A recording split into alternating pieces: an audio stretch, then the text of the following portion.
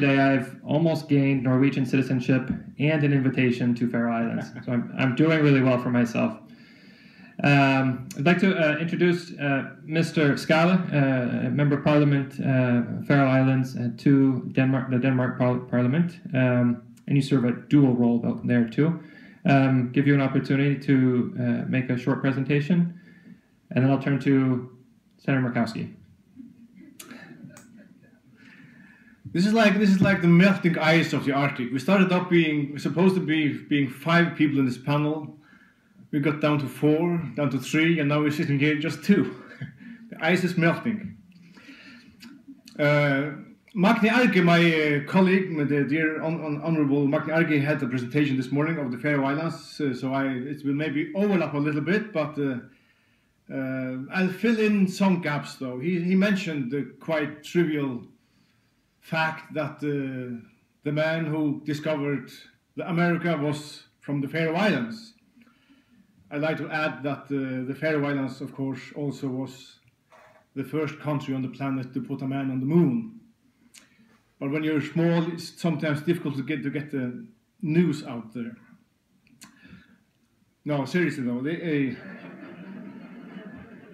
you did not know I was joking. I was. I should have kept it.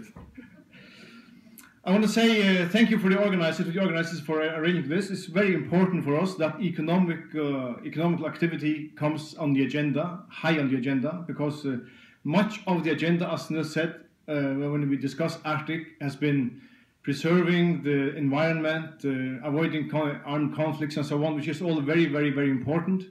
But economical activity is also very important for us who live there. There's no need of being any contradiction between economical development, investments, and protection of the environment. They can go hand in hand. We are sometimes a bit afraid that the Arctic organizations shall end up turning against the people of the Arctic. This can happen. This is what, for example, happened in the IWC, the International Whaling Organization. It started up as a whaling organization, or an organization for whalers about sustainable harvest of marine mammals, and ended up being an organization that banned whaling, and it turned against the people it was supposed to represent. This must not happen in the Arctic. The Arctic must not become a reservoir for people that live far from the Arctic. These are the Arctic strategies of Denmark to the left and of the Faroe Islands to the right. The Faroe Islands is a country within the Danish kingdom. And these, we talk a lot about economical development, which is really important to the Kingdom of Denmark. For some years, until maybe just 1 or 2 years ago, what we dreamed of when we talked about economical activity in the Arctic was oil. We drilled and drilled and drilled, and nothing is produced yet, and now it's totally vanished. And as the prices are now, nothing is going to happen, and it's left. Maybe for the good. We dreamed of this easy future, but also maybe a bit slippery future. It could be dangerous. Maybe it's for the best that we left it. But we are still investing in energy. We're now investing in wind energy. We just opened a big park in the Faroes last year, a wind park.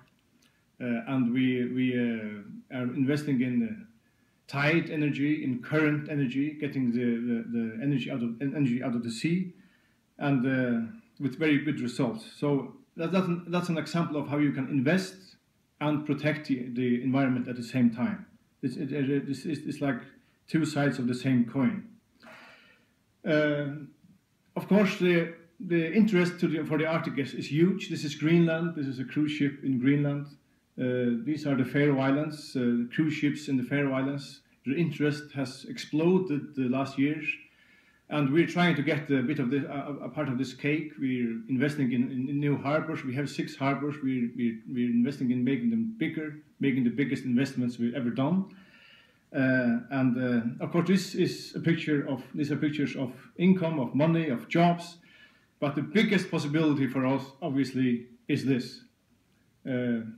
It's quite symptomatic that when I'm talking about the Kingdom of Denmark, Denmark is not on the picture at all, because what makes Denmark an Arctic nation is Greenland, first and foremost, which is in the Arctic, and then the Faroe Islands, which are on the threshold between the Arctic and Europe.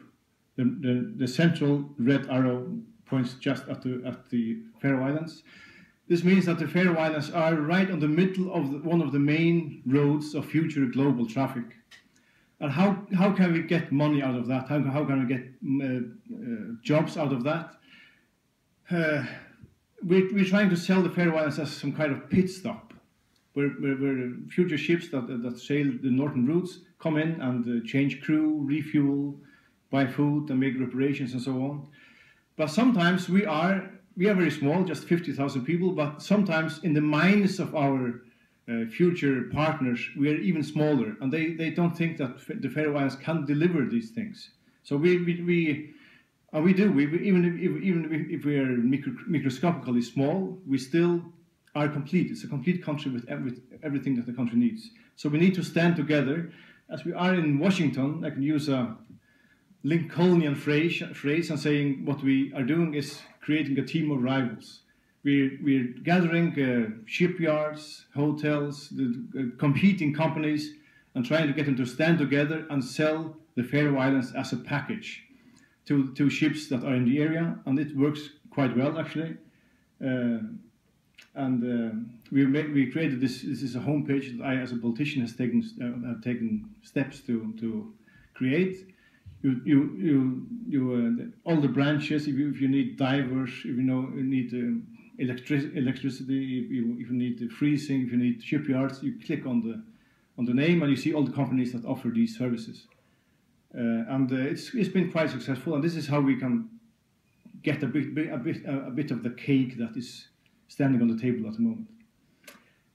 These are the Scandinavian countries.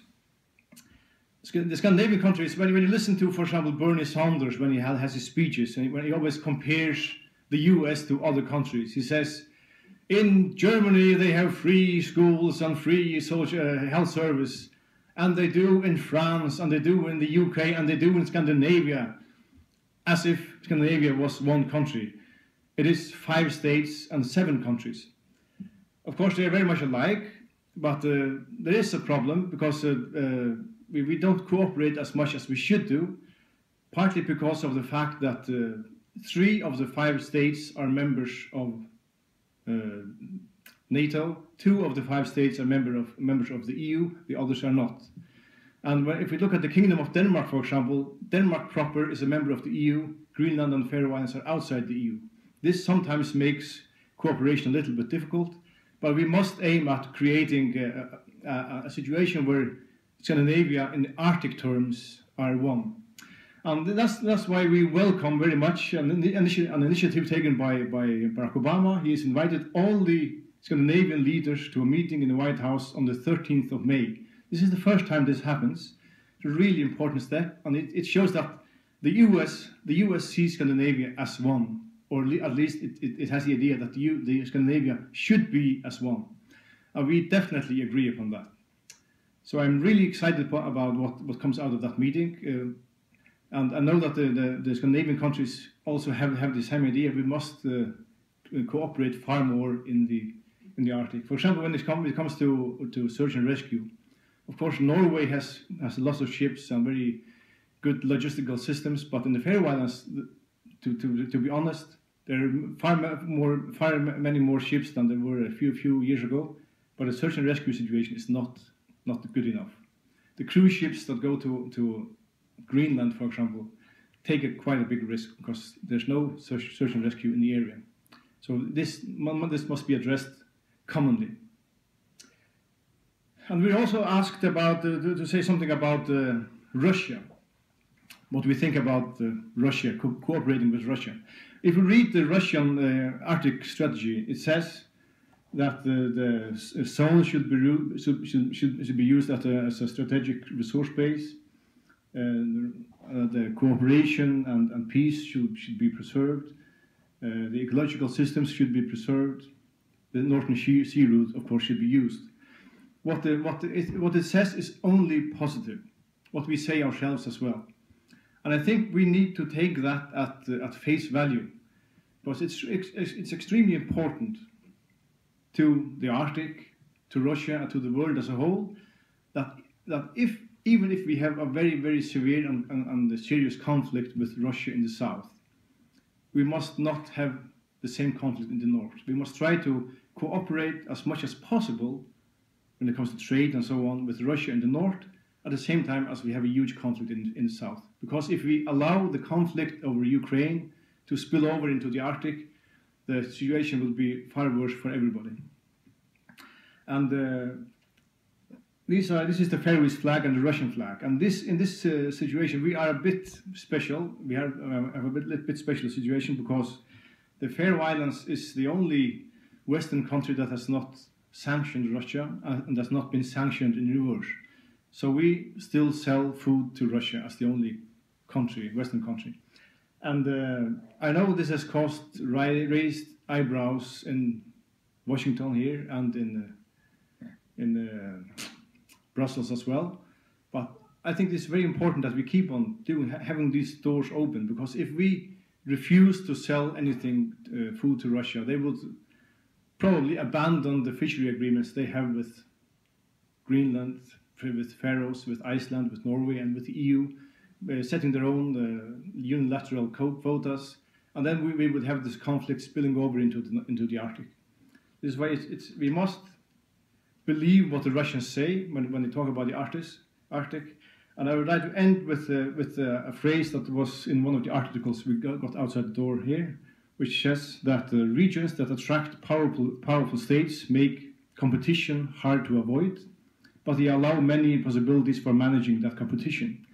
That is the role of statesmanship.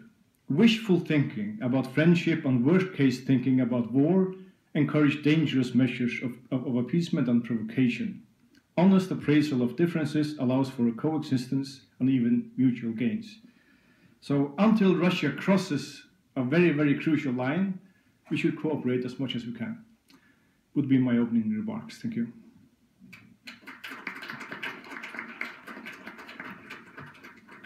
Thank you, Mr. Skaale.